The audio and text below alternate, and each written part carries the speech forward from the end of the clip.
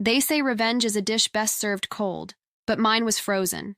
30 years in the making, sealed under signatures, trusts, and my children's own greed. When I signed the papers to disinherit them, not one of those ungrateful vipers had the decency to look me in the eyes. Yet as fate would have it, the day after I cut them out of my will, the final piece of my revenge matured, a fund I'd hidden so deep that even the devil's accountants couldn't have sniffed it out. The irony? They had been feeding it all along. I wasn't always a vindictive man. Once I believed in love, in family, in the warm laughter of my children around the dinner table. I used to work 16-hour days at the firm to make sure they never went hungry, that they'd have the kind of life I never did. My wife, Eleanor, would kiss my forehead each night when I came home late, whispering, "You're doing this for them, Harold. They'll understand one day." But she was wrong. When she passed, they didn't understand. They didn't even pretend to. The day after her funeral, my son Richard stood by the liquor cabinet like a vulture circling a carcass. "So, Dad," he'd said, swirling a glass of my 30-year-old scotch. "What happens to the estate now that Mom's gone? I mean, you're not exactly a spring chicken." His tone was casual, but his eyes, oh, those cold eyes, were calculating every asset I'd ever earned. "I'm still here, Richard," I replied, pouring myself a glass of water instead, "and I plan to be for a while yet." He smirked. "Sure, Dad.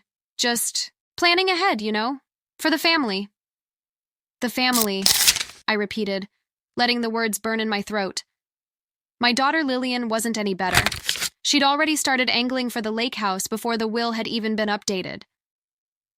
"Mom always said that place would be mine someday," she'd said, clutching her pearls like some tragic heroine. "I can't imagine anyone else maintaining her garden. You wouldn't want to see her roses die, would you, Daddy?"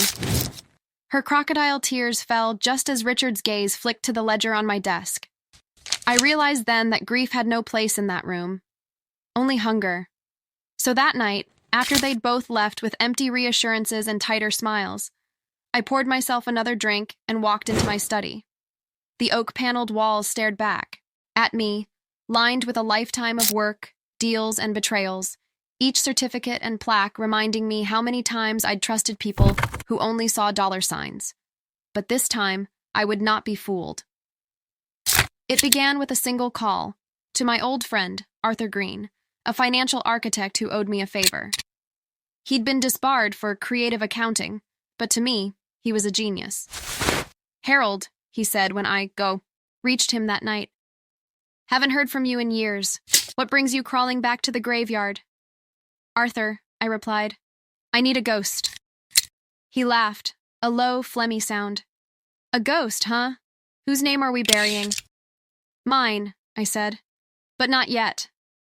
Over the next several weeks, Arthur and I crafted something meticulous, a structure so complex that even Richard, with all his self-proclaimed business acumen, wouldn't be able to trace it.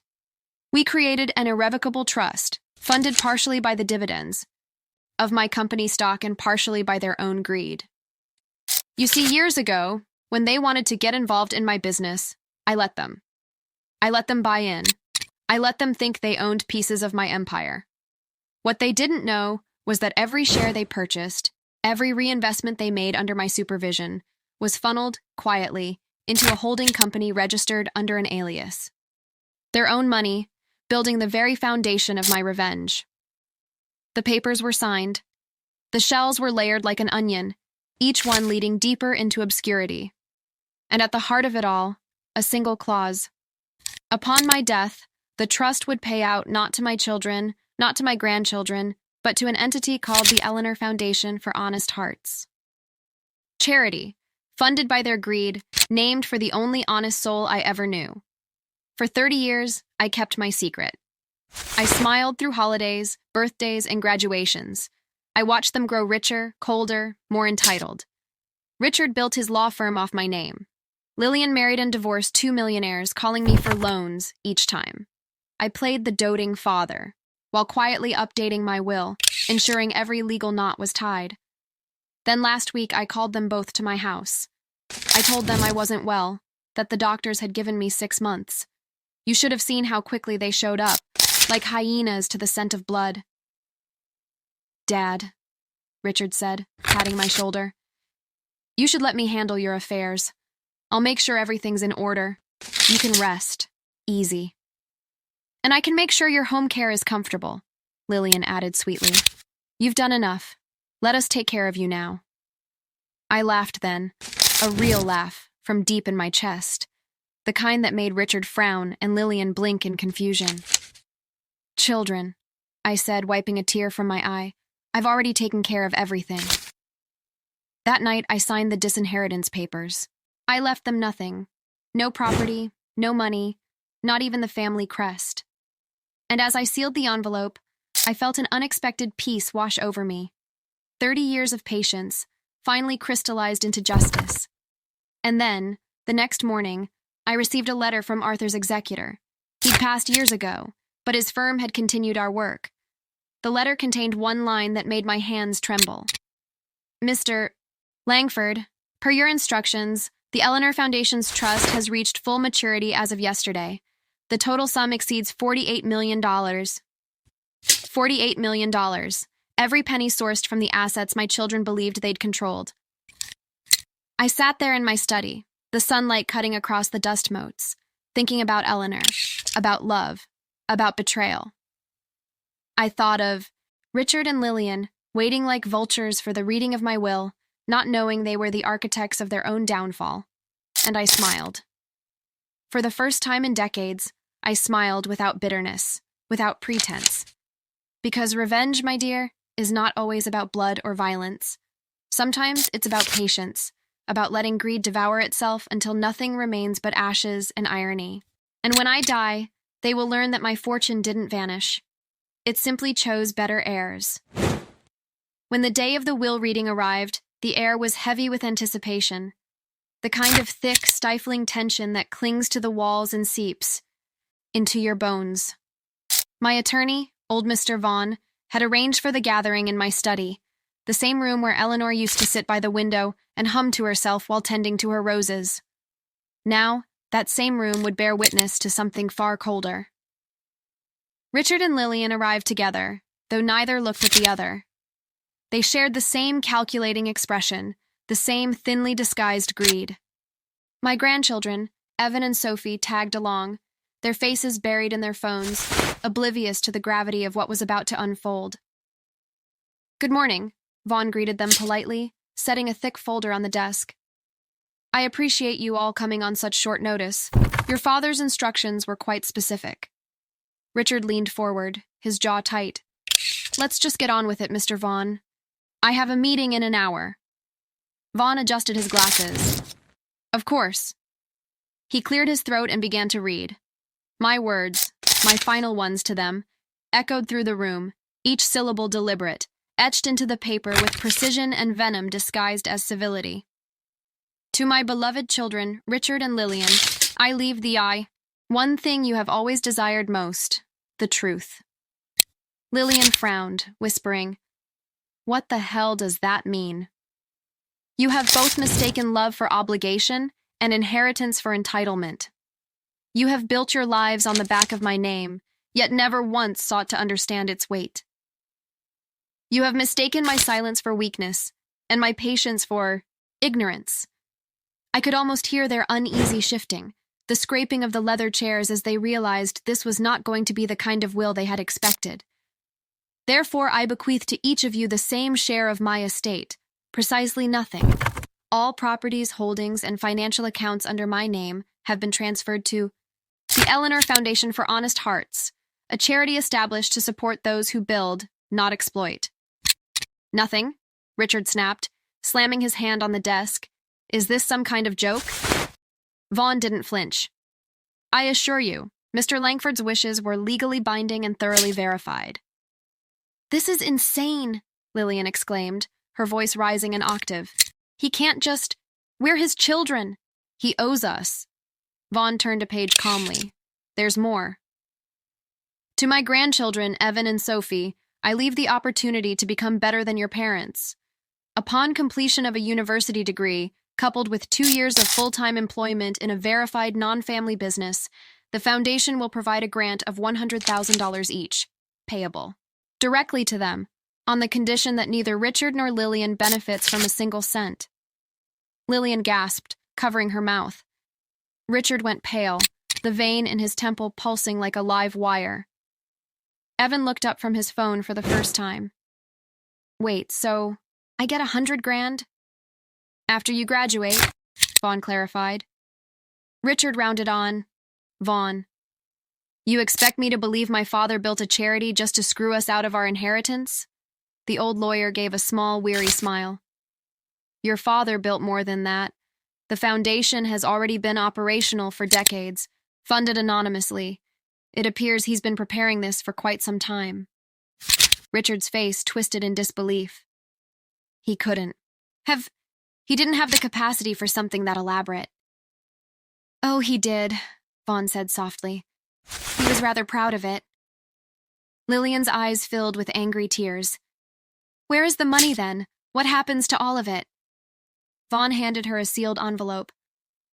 He left this for both of you. It contains the contact information for the foundation and a personal note. Richard snatched the envelope from his sister's hands and tore it open. A single sheet of stationery slipped out, written in my careful script. Vaughn remained silent as Richard read aloud. My dear children, you may search for treasure all your lives and never find satisfaction, because your hunger is not for gold but for control. The wealth you sought was always within your reach, but you were too blind to see that it was never yours to begin with. The money you fought for came from your own pockets. Every investment, every business partnership, every dollar you thought you earned from me. You have been paying into your own disinheritance for 30 years. Enjoy the irony. With all my love, Father. The silence that followed was deafening. I could almost imagine it from wherever I was. The stunned, furious looks, the disbelief curdling into rage. Richard crushed the letter in his fist. That old bastard, he shouted, his voice echoing through the study. He can't do this to us. Lillian sat down heavily, staring at the floor. He already did. Vaughn closed the folder. The documents are final. The foundation assumes full control of Mr. Langford's holdings effective immediately. You'll find that all accounts, trusts, and deeds have been transferred and sealed. There's nothing left under the Langford estate for probate. Evan and Sophie exchanged glances, a mix of confusion and reluctant admiration. Evan muttered under his breath, Damn. Grandpa really played them. That small comment, Vaughn later told me, was what finally broke Richard. He stormed out of the room, slamming the door so hard it rattled the windows. Lillian sat there for another minute, unmoving, before crumpling the letter in her trembling hands. Do you think he hated us that much? She whispered. Vaughn looked at her with quiet pity. No, Miss Langford. I think he loved you more than you ever understood. Outside, the wind rustled through the autumn leaves. The same leaves Eleanor once loved to watch fall across the lawn. My house, my empire, my revenge, all silent witnesses to the final act of a man who had given everything, only to take it back when love was no longer enough. But that was not the end of the story. 2 weeks later, the Eleanor Foundation opened its first scholarship under my name. News outlets praised the generosity of the late Harold Langford, a visionary philanthropist, they called me, without ever knowing the real purpose behind my legacy. And somewhere in a quiet office, Richard sat with a glass of scotch in hand, poring over financial documents, trying desperately to find the loophole I'd left none of.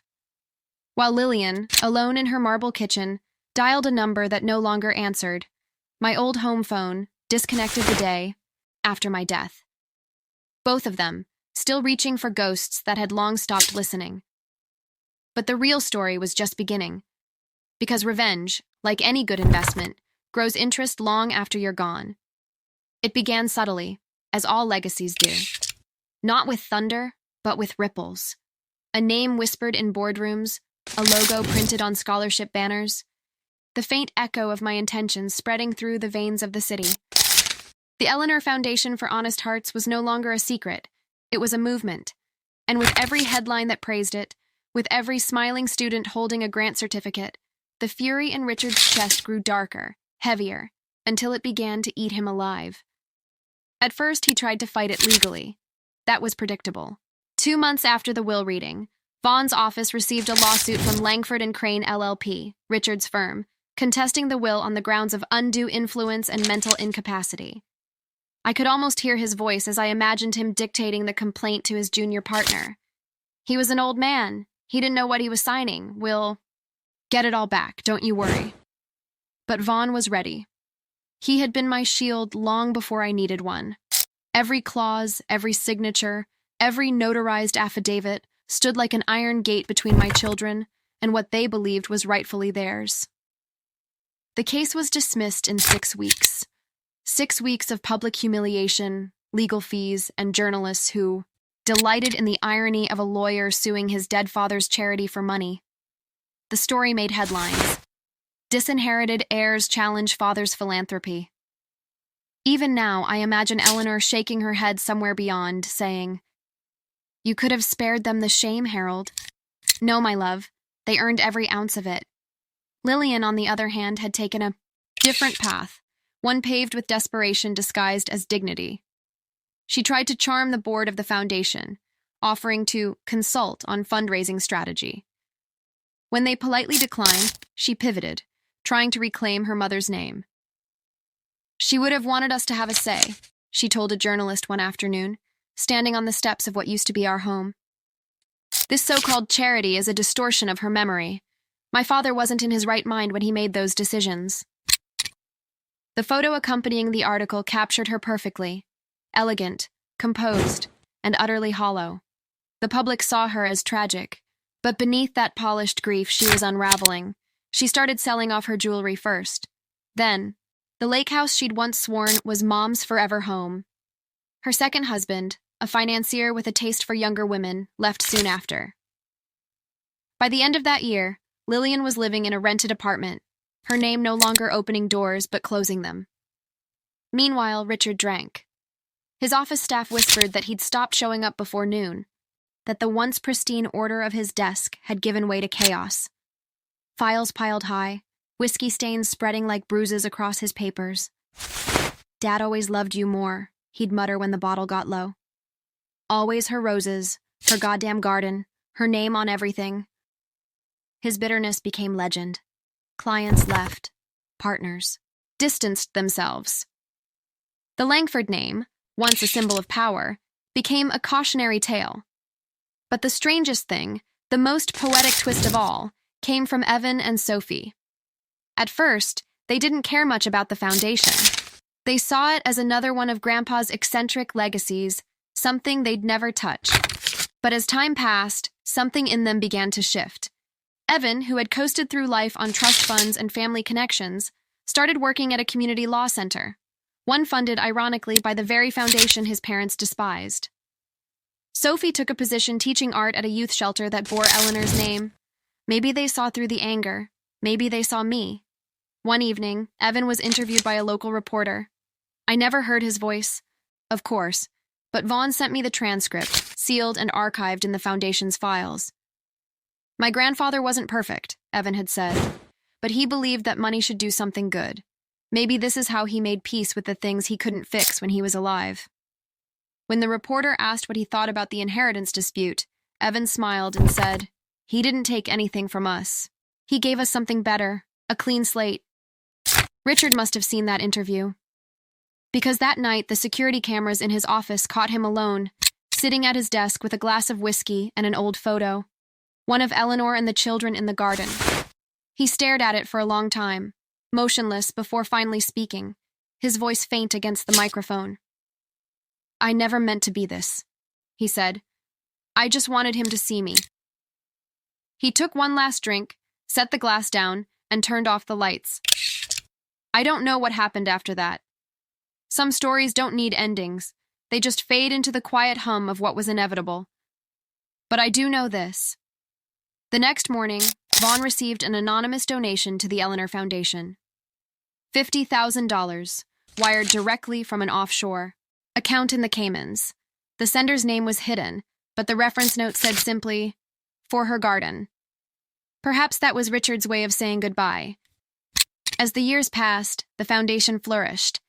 Scholarships expanded, programs grew, and my name was spoken not with resentment, but with reverence.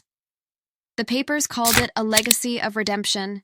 The children I had once loved and later punished became lessons, cautionary figures in the narrative of my quiet empire.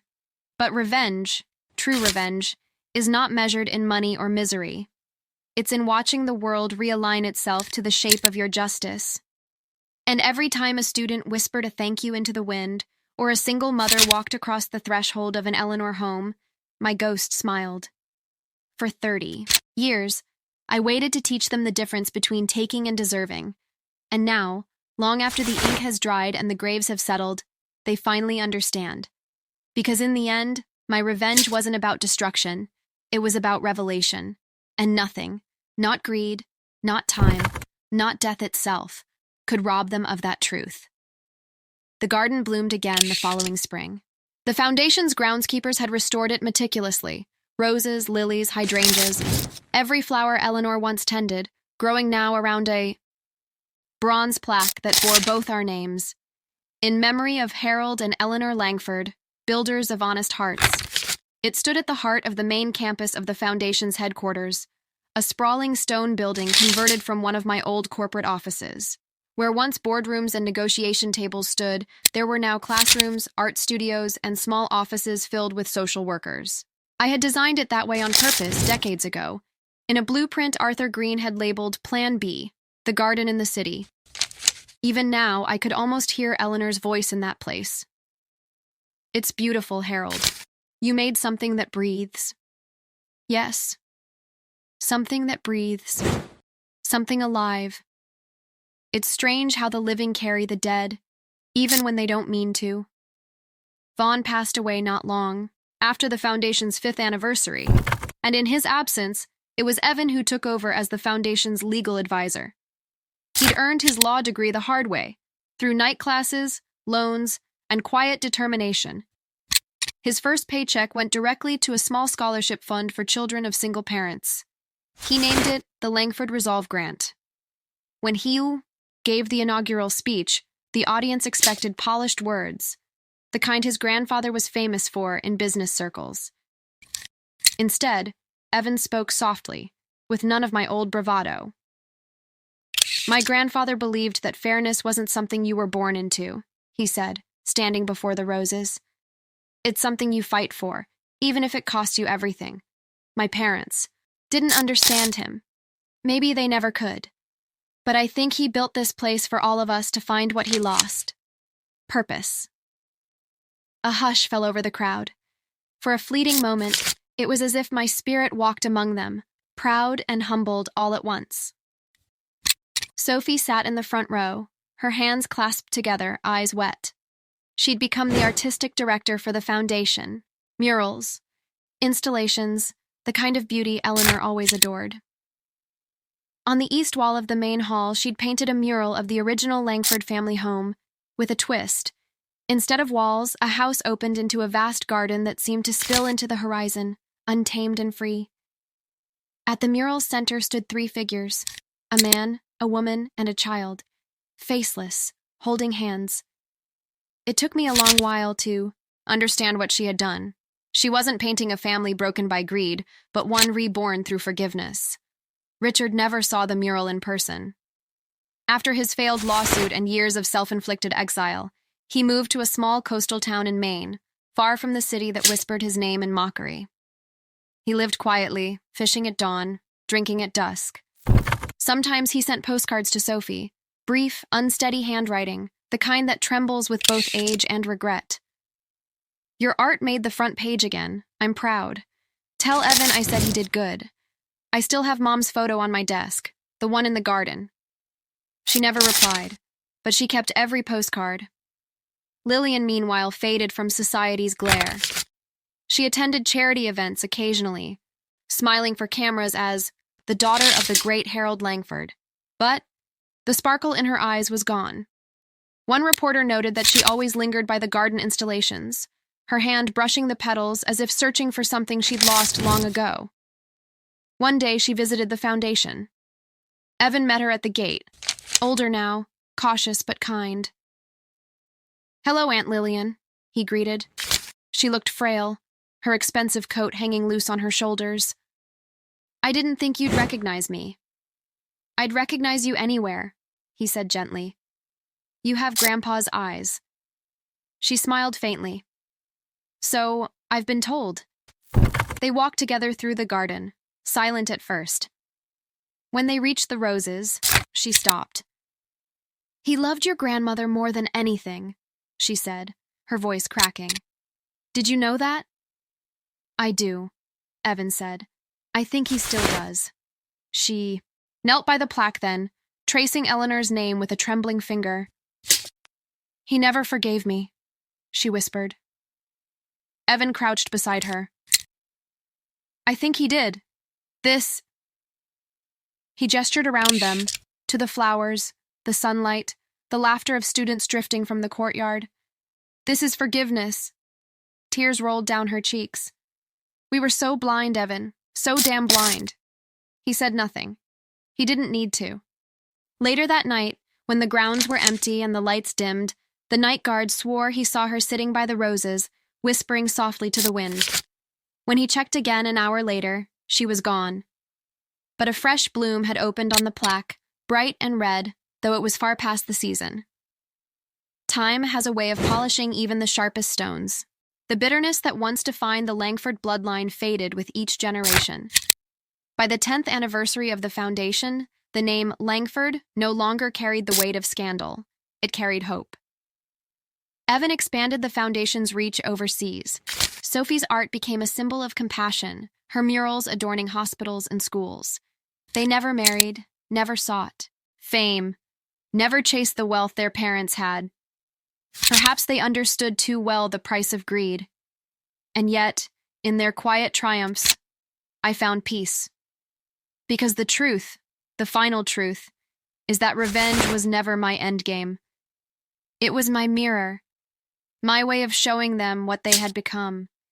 And in that reflection, in the ashes of pride and bitterness, something new had grown. Something even I hadn't foreseen. Love. Not the kind that demands or bargains, but the kind that rebuilds. The kind Eleanor lived for. Now, when the wind passes through that garden and carries the scent of roses into the city, I imagine her there beside me, her hand slipping into mine, her voice a soft whisper against the hum of life below. "You did it, Harold," she says. "You finally found a way to make them see." And I, no longer a man of wealth or vengeance, only a whisper in the breeze, can finally answer her truthfully. "Yes, my love, I made them see. And in seeing, they became whole." The garden sways gently, petals falling like blessings onto the earth. The sun dips low, and the world continues, honest, imperfect, and finally, free. Years turned into decades, and the foundation outlived every Langford who had once been bound by greed. But legacies, if tended with care, become something more than the ghosts of those who built them. They become soil for new roots. By the year 2055, the Eleanor Foundation had become a pillar of quiet revolution. It spanned continents, from the teaching hospitals of Nairobi to the housing cooperatives in São Paulo. Thousands of lives had been lifted by its reach, all of it still funded by the same seed money born of deception, guilt, and vengeance. My vengeance.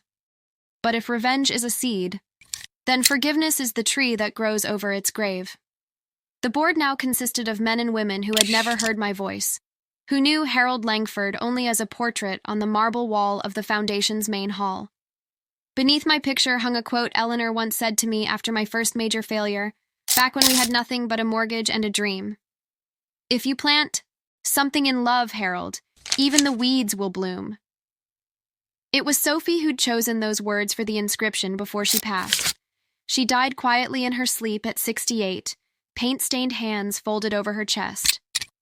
Her final project, an enormous triptych titled Inheritance of Light, still hung in the foundation's central atrium.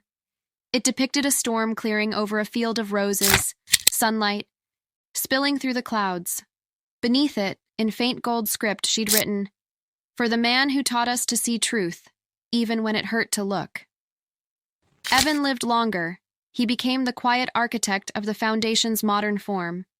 A man with his grandfather's sharp mind, but his grandmother's gentle heart.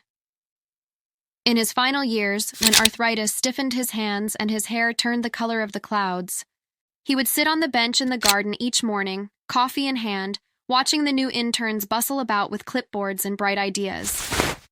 "Do they know the story?" a young volunteer once asked him, pointing to my bronze bus near the gate. Evan chuckled, his eyes soft behind his glasses. "Which story? The one about the fortune or the one about the forgiveness?" "The fortune," the boy said eagerly. He smiled. "Then they don't know the story at all." The volunteer frowned. "So, what's the truth?" Evan leaned back, looking out at the sea of roses swaying in the breeze. "The truth," he said slowly, "is that a man tried to punish his children, but ended up saving his grandchildren instead. And in doing so, he saved himself." The boy blinked.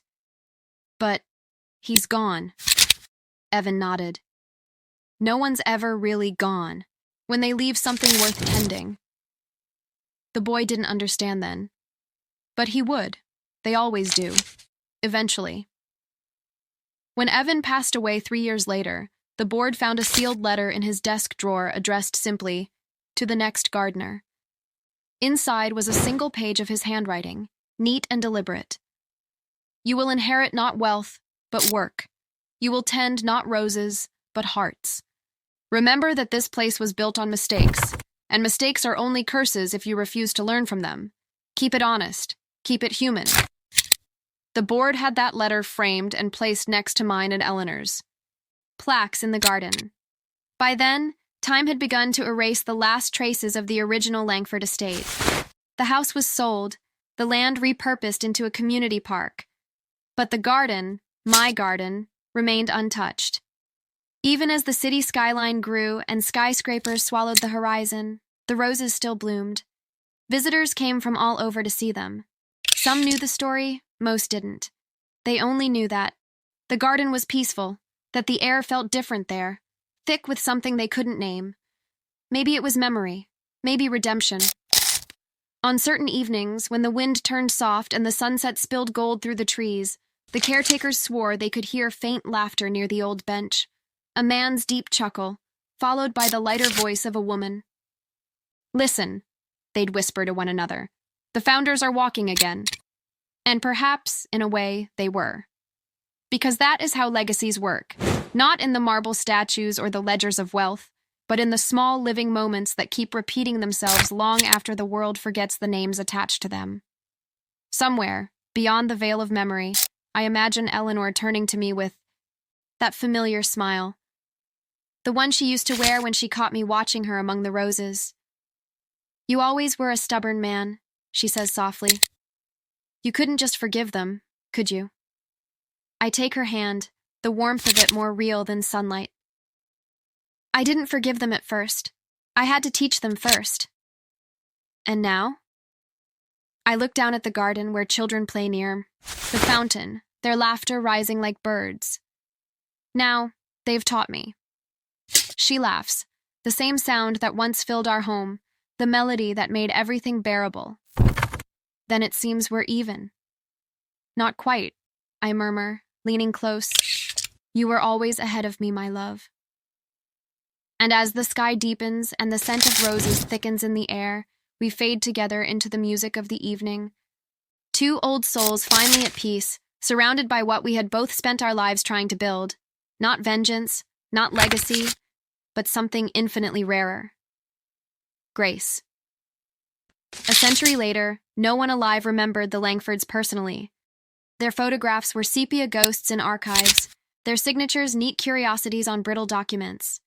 Yet somehow, the story of the Eleanor Foundation still pulsed like a living vein through the city's heart. Adapted, reinterpreted, passed down in whispers from one generation of idealists to the next. The headquarters had long since moved to a new glass structure that shimmered like water when the light hit it. Beneath that modern veneer, though, the original garden had been preserved. Its soil carried, quite literally, from the old grounds and replanted in the central courtyard. They called it the Founder's Bloom. By 2120, the Foundation was a global organism, feeding over 100 humanitarian programs. Its work reached every corner of the planet: schools in drought-worn villages, shelters for refugees, art programs in cities once divided by poverty. But the people who ran it didn't speak of profit or legacy.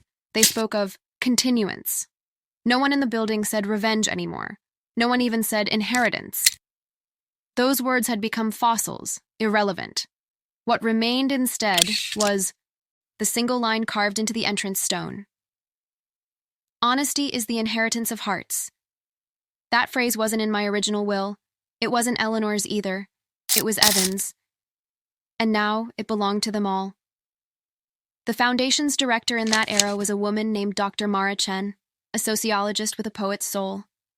One morning, while preparing for the Foundation's bicentennial exhibit, she visited the archives where the old Langford letters and artifacts were stored. Inside a climate-controlled chamber lay the first trust deed, the handwritten note to Richard and Lillian, and a small, faded envelope marked "For Eleanor's Garden." She opened it carefully. Inside was a single dried rose petal, pressed flat between pages of my last financial statement. Scrawled beneath it in my hand was a note no one had ever read aloud before. "The greatest investment a man can make is in his own redemption." Dr. Chen closed the envelope with trembling hands. That afternoon, she had it displayed at the center of the new museum wing, alongside the mural Sophie had painted more than a century before. When the exhibit opened, visitors walked through time, through the story of a man who had been both destroyer and builder, tyrant and teacher, villain and savior. They lingered longest at the mural. There was something magnetic about it, the storm breaking apart, the light spilling through, the faceless figures standing hand in hand. Children pressed their palms to the painted horizon. Old men wept, quietly before the golden script at the bottom. Somewhere in the noise of the crowd, a little girl tugged her mother's sleeve and asked, "Mom, were they real?" Her mother smiled faintly. "Who?" "The people in the painting. The ones who made the garden." "Yes," her mother said after a moment. "They were real, but they're also still here." The child frowned. "Where?" Her mother pointed to the roses growing in, planters along the courtyard walls, descendants of the same bushes Eleanor once tended. "Right there," she said softly. "And maybe—" She touched her chest. "A little bit in here, too." That night, long after the exhibit closed, the garden lights flickered softly across the courtyard. Security drones hovered silently over the paths. No human footsteps disturbed the air. Yet if anyone had been standing by the fountain, they might have heard the faint sound of laughter. Two voices, distant but unmistakable, drifting like wind through the petals. "Still watching, Harold?" "Always." "Do you think they understand us now?" "Maybe not the way we meant," I say, because somehow in these fragments of existence I can still speak. But they understand what we left. Eleanor's presence feels like sunlight through fog, warm, amused. "And what did we leave, my love?" "Something better than memory," I whisper. "We left meaning. The world hums around us, alive with motion and mercy. The city has changed, but the garden, our garden, endures. In 100 small ways, the revenge I once nurtured has become a harvest of hope. Every act of kindness, every student lifted from despair, every soul who chooses honesty over greed, each one is a bloom that grows from that original act of defiance. What began as punishment became a promise. And promises, if tended properly, outlive even time. As the stars shimmer above the glass towers, Eleanor leans her head against my shoulder. "You see," she says softly, "even weeds can bloom." I smile, the old stubborn smile she used to tease me for. "You were right, as always." She laughs. "That's why you loved me. That's why I still do."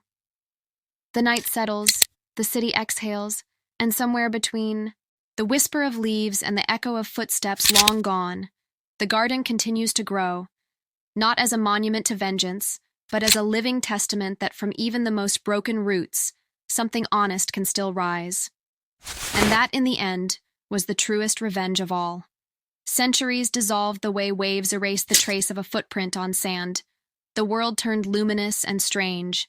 Machines that thought, cities that floated, oceans mapped by light. Yet in the middle of it all, surrounded by towers that glowed like constellations, there remained a garden that refused to die. By then, they called it the Origin Bloom. Nobody remembered the paperwork, the lawsuits, or the names of the bitter children. They remembered instead that a long-dead couple had once built something that healed. The Eleanor Foundation still existed, though it no longer needed offices or donors. It had become an idea, an open-source network of care, run by algorithms modeled on empathy itself. The archivists of that age, a blend of human and synthetic minds, still kept the old artifacts. They displayed my letters, Eleanor's sketches, Sophie's mural, and even the machines. Logical and tireless, spoke of the Langford Garden with a reverence that transcended code. One evening, during the Foundation's tricentennial, a synthetic curator named Arden prepared a virtual simulation titled The Garden of Honest Hearts. It recreated every stem, every petal, every tremor of sunlight that had once brushed Eleanor's cheek. People from across the planet and colonies beyond came to wander through it, some for solace, some for wonder, all seeking to feel something human.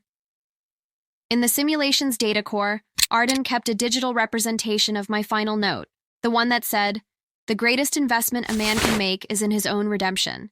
The program analyzed it endlessly, trying to understand why a creature of flesh and flaws would devote his last years to repentance instead of power.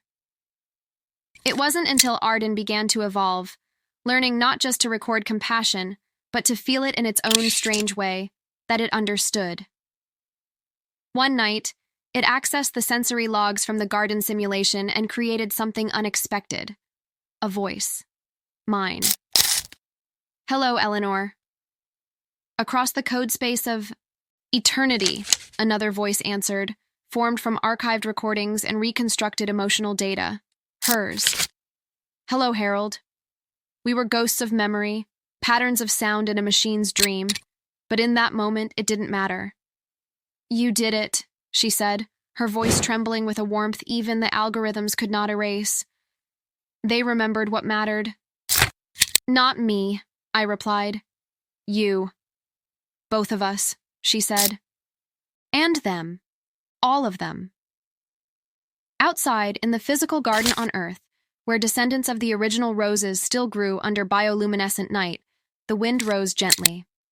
The petals shimmered, reacting to the temperature shift, their veins glowing faintly with stored light. Tourists gasped, thinking,